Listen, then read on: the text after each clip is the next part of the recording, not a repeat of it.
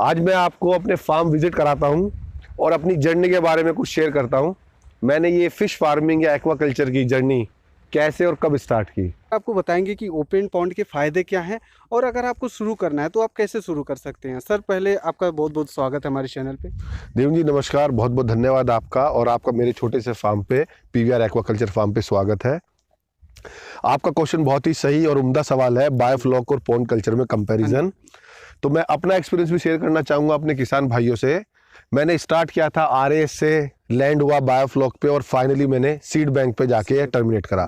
मैंने भी 20 टैंक्स लगाए हुए हैं 32,000 लीटर कैपेसिटी के, और उसमें मैं केवल सीड रियर करता हूं। मैं फ्राई साइज के बच्चे परचेज करता हूं कैलकाटा से, क्योंकि मेरे यहाँ पे कोई भी कैटफिश की हैचरी नहीं है due to temperature control problem या ड्यू टू एनवायरमेंटल कह सकते हैं।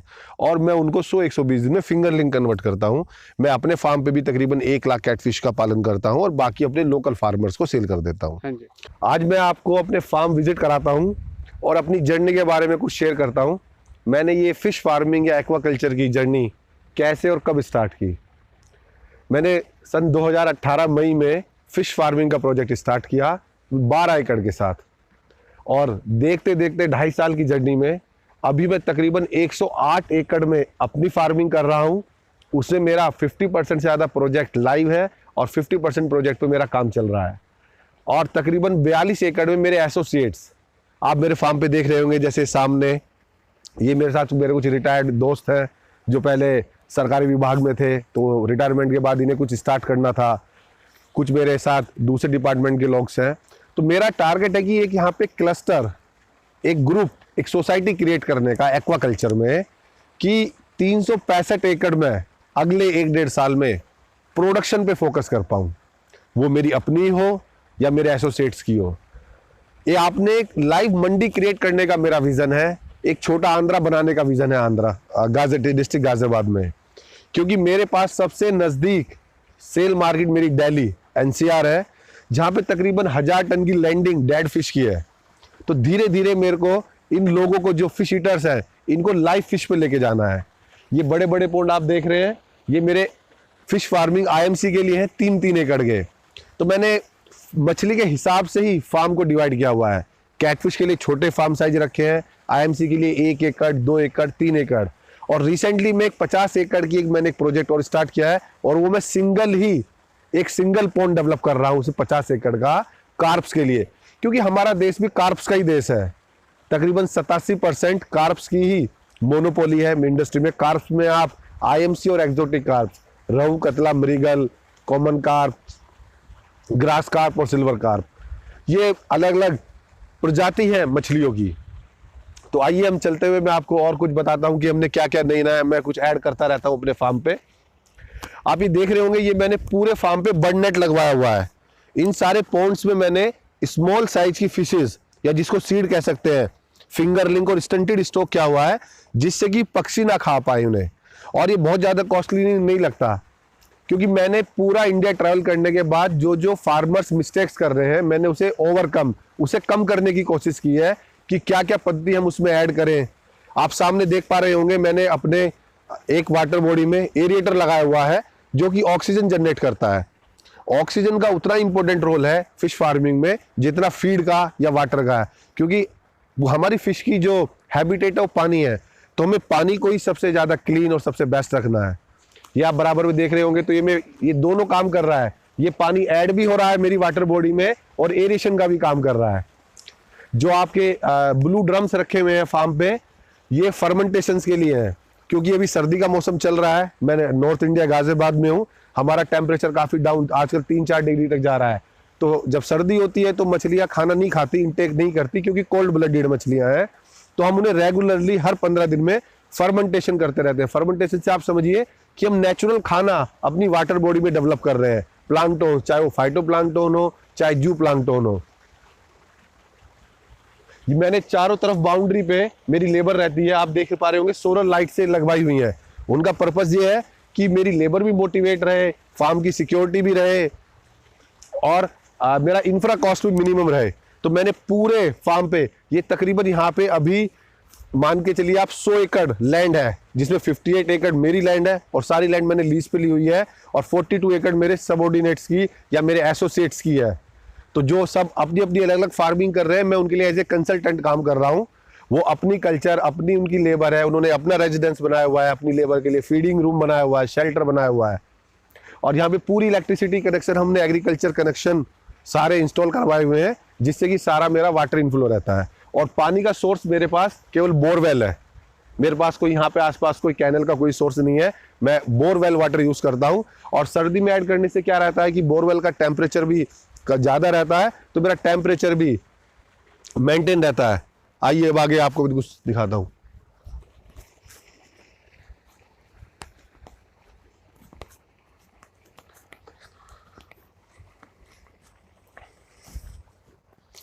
अभी मैंने इस साल तकरीबन 100 टन का प्रोडक्शन किया है।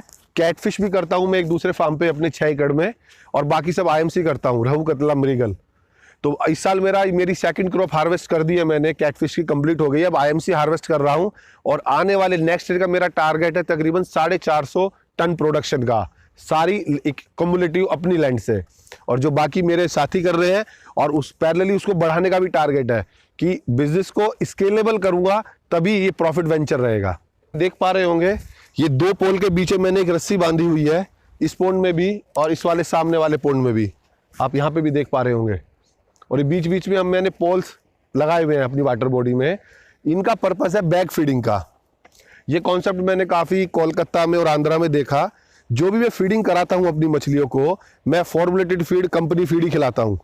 और यहाँ पे सारे फार्म पे मैं आईएमसी कल्चर करता हूँ, तो 80% तो मैं उनको बैग फीडिंग का अपना कॉमर्शलाइज फीड खिलाता हूँ, और 20% मैं उनको बैग फीडिंग कराता हूँ।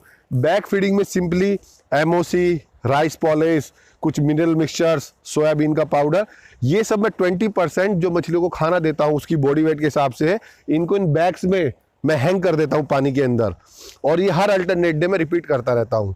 इससे 2 मेन बेनिफिट होते हैं। एक तो मछलियों के लिए स्नैक्स का भी काम करता है कि आपने अपनी वाटर बॉडी में 24 आवर्स खाना अवेलेबल रख दिया, और जो लीकेज होता है उससे फर्मेंटेशन में भी हेल्प मिलती है। और इसमें बहुत ज़्यादा एक्टिविटी नहीं है, जो भी आपके पॉन्ड की विड्थ है उस विड्थ के बराबर आपको सिंपल एक रस्सी बांध देनी है, और बीच में बैग्स आप वो आलू वाले भी ले सकते हैं, और जो आपके फार्म पे बैग फीडिंग रहती है उनमें सिंपल होल्स करके भी आप उन्हें हैंग कर सकते हैं। तो इससे आपकी कॉस्ट पे भी इम्पैक्ट होता है, और फिश को भी 24 आवर्स खाना अवेलेबल रहता है। के लिए बड़े पॉन्ड इसलिए अच्छे रहते हैं क्योंकि उसको बड़ा स्पेस चाहिए ग्रोथ के लिए, उसकी बायोलॉजी, उसकी कैरेक्टरिस्टिक्स ऐसी है। हमारे फार्मर्स क्या करते हैं, वो इस एक्वाकल्चर या फिश फार्मिंग को फार्मिंग ही समझ रहे हैं। ये उनका सबसे बड़ा मिथ है या सबसे बड़ा भ्रम है। आप इसे एज ए इंडस्ट्री सोचिए, और इंडस्ट्री के लिए आपको एक स्केलेबल काम करना पड़ेगा, तभी आपको सक्सेस मिलेगी।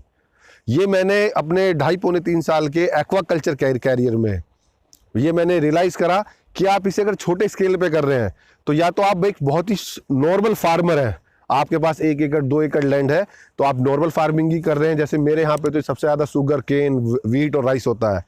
तो अलग अलग स्टेट्स में, अलग अलग लोकेशंस पे अलग अलग क्रॉप्स होती हैं। तो या तो आप 1 एकड़ से आप खुद किसान हैं तो कीजिए, अदरवाइज आप as a beginner, as a entrepreneur, as a industrialist, as a businessman सोच रहे हैं तो मिनिमम आप 5 से 6, 10 एकड़ आप इसे सोचिए। मैं अपना एग्जांपल बताता हूँ, मैंने 12 एकड़ से स्टार्ट की, और 2.5 साल के शॉर्ट स्पेन टाइम में, क्योंकि मेरे को विजन क्लियर है, मेरे को प्रोडक्शन क्लियर है, और मेरे को पता है ये इंडस्ट्री कितनी स्केलेबल है। और जैसे जैसे हम इसे स्केलेबल करेंगे तभी हम कहीं ना कहीं आत्मनिर्भर भारत में भी कंट्रीब्यूट करेंगे। आप एम्प्लॉयमेंट जनरेट करोगे अपने क्षेत्र में, आप लेबर हायर करोगे। पूरी इंडस्ट्री में तकरीबन आपके 14 मिलियन लोग एक्वाकल्चर इंडस्ट्री में डायरेक्ट और इनडायरेक्ट जॉब में है, चाहे वो फीड फैक्ट्री से रिलेटेड हो, सीड फैक्ट्री से रिलेटेड हो, चाहे वो मेडिसिन से रिलेटेड हो, चाहे वो आपके सेल से रिलेटेड हो। पूरी 1 लाख करोड़ की इंडस्ट्री है ये। तो अब आप इससे सोच लीजिए कि हमारे माननीय प्रधानमंत्री जी ने भी इस इंडस्ट्री को अगले 5 साल में 20,000 करोड़ देने का प्रॉमिस किया है, और अलग अलग स्टेट्स में, अलग अलग डिस्ट्रिक्ट लेवल से प्रोजेक्ट भी सबमिट हो रहे हैं। कोरोना काल में भी ये इंडस्ट्री ग्रो कर रही है, क्योंकि मेन रीज़न है गैप एनालिसिस।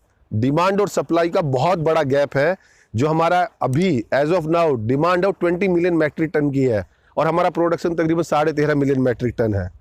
जिस स्पीड से मैराइन फिशेस को कैच कर रहे हैं, समुद्री मछली को, वो भी अगले 10 साल में तकरीबन 13-14% डिप हो जाएगी। तो हमारे पास स्कोप इतना बड़ा है, हमारी विंडो इतनी बड़ी है कि हमें कोई कंपटीशन की प्रॉब्लम नहीं है। मेरे को काफ़ी लोग कहते हैं कि आप अपने साथ और बाकी लोगों को जोड़ रहे हैं, उन्हें एक अच्छा आप आगे लेके जा रहे हैं, तो ये कि आपके लिए कंपटीशन क्रिएट नहीं करेंगे। ये बिल्कुल कोई कंपटीशन क्रिएट नहीं करेंगे। सब अपना इंडिविजुअल अपना अपना प्रोडक्ट सेल करेंगे, क्योंकि मार्केट की आपका साइज ही इतना बड़ा है। और जब आप एक लोकेशन पे एक वॉल्यूम में मछलियां पैदा करोगे, तो कहीं ना कहीं आप है ना एक नॉर्मल फार्मर से प्रोफेशनल फार्मर बन जाओगे और सेल प्राइस आपके हाथ में रहेगा। तो ये मेरी हर फार्मर से रिक्वेस्ट है, कोई छोटा फार्मर हो, मिडिल फार्मर हो, बिग फार्मर हो, कि आप जहां पे कर रहे हैं ना, कोशिश कीजिए कि आप एक क्लस्टर डेवलप करें, एक सोसाइटी बनाएं, जैसे कि अमूल ने बनाई। अभी आप देखिए ना, वो कितना बड़ा वेंचर बन चुका है एक सोसाइटी के रूप में, कि ऑल ओवर इंडिया उसकी सप्लाई है। तो उसी विजन को रखते हुए आप काम कीजिए कि जिस लोकेशन पे आपने फार्मिंग स्टार्ट की, तो मिनिमम आप कम से कम 10 से 20 बंदे नए अपने साथ जोड़े, उन्हें भी प्रोडक्शन कराएं। प्रोडक्शन करने से अगर आपका प्रोडक्शन स्केलेबल हो रहा है, तो आपके बहुत ज़्यादा फायदे होने वाले हैं। सबसे पहला फायदा क्या होगा, आपके पास इनफ टाइम है, क्योंकि ये वाला बिजनेस आपकी मॉनिटरिंग ज़्यादा मांगता है, रेदर देन फिजिकल प्रेजेंस आपकी हो, आप वहाँ पे उपस्थित होना हो, लेकिन आपकी मॉनिटरिंग होनी चाहिए। आपकी क्या सैम्पलिंग चल रही है, क्या फिश साइज हो रही है, कब आप सेल करेंगे, कितना खाना आपका स्टॉक है, कब आप सीड परचेज करने वाले हैं। अगर आपके पास टाइम रहेगा तो आप सोसाइटी को दे पाएंगे, तो आप कहीं ना कहीं सोसाइटी का भी अपलिफ्टमेंट कर रहे हैं। जब आपके पास सेल होगी, अच्छा प्रॉफिट मार्जिन होगा, ये पूरा बिजनेस आपका ऑपरेशनल कॉस्ट सेंट्रिक है, और इसमें तकरीबन 40% का आपका एक साल में ऑपरेशनल कॉस्ट में मुनाफा है। अगर आपके पास पैसे आएंगे तो आपका कहीं ना कहीं लाइवलीहुड इंपैक्ट करेगा, कहीं ना कहीं आपका अपलिफ्टमेंट होगा सोसाइटी में। आप फार्मर्स को एजुकेट कर रहे हैं, तो आप कहीं ना कहीं सोशल रेस्पॉन्सिबिलिटी भी निभा रहे हैं। तो आप एक एक्वा कल्चर कर रहे हैं, तो आप वाटर बॉडी में पानी भर रहे हैं, तो कहीं ना कहीं आप ग्लोबल वार्मिंग को भी कंट्रीब्यूट कर रहे हैं रोकने में। तो एक फिश फार्मिंग से इतने सारे फायदे हैं। तो मेरी सबसे रिक्वेस्ट है सारे किसान भाइयों से या कोई बिगनर से, फार्मिंग को सबसे पहले आप ये देखें कि आप किस लेवल पे देख रहे हैं, क्या सोच रहे हैं उसके बारे में, तभी करें, अन्यथा आप फेल हो जाएंगे। क्योंकि इसमें फेल का होने का कारण आपकी नेग्लिजेंस है, फिश की कोई नेग्लिजेंस नहीं है कि आप फेल हो। आप ये देखिए, मैंने बहुत ही सिंपल एक बोट बनवाई हुई है अपने फार्म पे, जो मेरी लेबर है उस पर बैठती है, और जितने बैग्स लगे हुए हैं उन सब में फीडिंग डाल के आ जाती है। क्योंकि गर्मियों में तो प्रॉब्लम नहीं होती, लेकिन सर्दियों में आपको अल्टरनेट डे पानी में उतरना लेबर के लिए भी बड़ा हर्डल है। तो किसान भाई अपनी लेबर को भी है ना, आप ऐसा समझ लीजिए जैसे हम अपने न्यूली बोर्न बेबी, जैसे छोटा बेबी को पालते हैं, ऐसे हमें मछलियाँ पालनी है, और उन मछलियों की देख रेख हमारी लेबर करती है। तो हमें लेबर का भी उतना ही ध्यान रखना है कि भाई उसका भी कंफर्ट जोन क्रिएट रहे और उसकी एनर्जी मेंटेन रहे आपके फार्म पे काम करने के लिए। मैं ये भी बताना चाहूँगा कि जो मेरे किसान भाई फेल हो रहे हैं या न्यू बिगनर्स फेल हो रहे हैं, उसके मैं आपको 4-5 पॉइंट बताना चाहूँगा क्यों फेल होते हैं। सबसे पहला पॉइंट है, उन्हें अपने प्रोडक्ट की नॉलेज नहीं है कि वो कौन सा प्रोडक्ट करना चाहते हैं। दूसरा मेन पॉइंट है, उन्हें अपने क्लाइमेट कंडीशन के बारे में नहीं पता, क्योंकि जो मछलियाँ हैं वो उनका एक फिक्स ड्यूरेशन है ग्रोथ का, उनका एक फिक्स ड्यूरेशन है ब्रीडिंग का, फिक्स ड्यूरेशन है मार्केट में ज़्यादा सेल प्राइस का। तो आपको अपने प्रोडक्ट पता होना चाहिए, अपनी एनवायरमेंटल कंडीशन पता होनी चाहिए कि जो कोस्टल स्टेट्स हैं, या हम ये कह सकते हैं जो 8000 किलोमीटर लंबी कोस्टल लाइन है, उनके लिए हमेशा मॉडरेट टेम्परेचर क्लाइमेट कंडीशन है। मछली के लिए 22-23 से 35-36 डिग्री टेम्परेचर बेस्ट है ग्रोथ के लिए। जहाँ मैं फार्मिंग करता हूँ वहाँ पे एक्सट्रीम हॉट भी होती है और एक्सट्रीम कोल्ड भी होती है। तो हमें सबसे पहले अपने वातावरण को भी अध्ययन करना पड़ेगा, तभी हम मछली का चयन करें, हम कौन सी मछली पालेंगे। जौन सी मछली पाल रहे हैं हमें उसकी लाइफ साइकिल पता होनी चाहिए, क्या लाइफ साइकिल है उसकी, वो कितने दिन में बड़ी होगी, कहाँ से उसका सीड मिलेगा, क्या खाएगी वो। तीसरा, हमें अपना फंड मैनेजमेंट क्लियर होना चाहिए। ऐसा बिल्कुल नहीं होता, ये लोग बाग सोचते हैं कि मैंने मछली लाया, परचेज की, स्टॉक कर दी, वो ऑटोमेटिक बड़ी हो जाएगी। ये सब लोग बाग जो भ्रम में जी रहे हैं, यही सबसे बड़ी प्रॉब्लम है। तो मछली, ये तो इतिहास गवाह है, जब तक नहीं खाओगे जब तक कैसे बड़े होगे। और फीडिंग कॉस्ट ही मेन कॉस्ट है हमारे एक्वाकल्चर में। तीसरी, आपको अपना फंड मैनेजमेंट बहुत अच्छा करना पड़ेगा। चौथा, हमारा मेन बात अपने एक्वाकल्चर में क्या है कि आपको नॉलेज एक्सप्लोर करनी पड़ेगी। जब तक आप नॉलेज एक्सप्लोर नहीं करोगे तो आप एक्वाकल्चर में ग्रोथ नहीं कर सकते। आप बहुत छोटे लेवल से कर लोगे तो भी आप फेल हो जाओगे, क्योंकि जितना छोटा प्रोजेक्ट रहता है उतनी आपकी ऑपरेशनल कॉस्ट बहुत ज़्यादा रहती है। जैसे जैसे आप प्रोजेक्ट बढ़ाते रहते हो तो आपकी ऑपरेशनल कॉस्ट मिनिमम होती रहती है। तो ये सारी बातें हमें बड़ी ध्यान रखनी चाहिए किसी भी किसान को, कि मैं क्या प्रोडक्ट कर रहा हूँ, क्या मेरी एनवायरमेंटल कंडीशन है, किस लेवल का प्रोजेक्ट कर रहा हूँ, क्या मेरा फंड फ्लो है।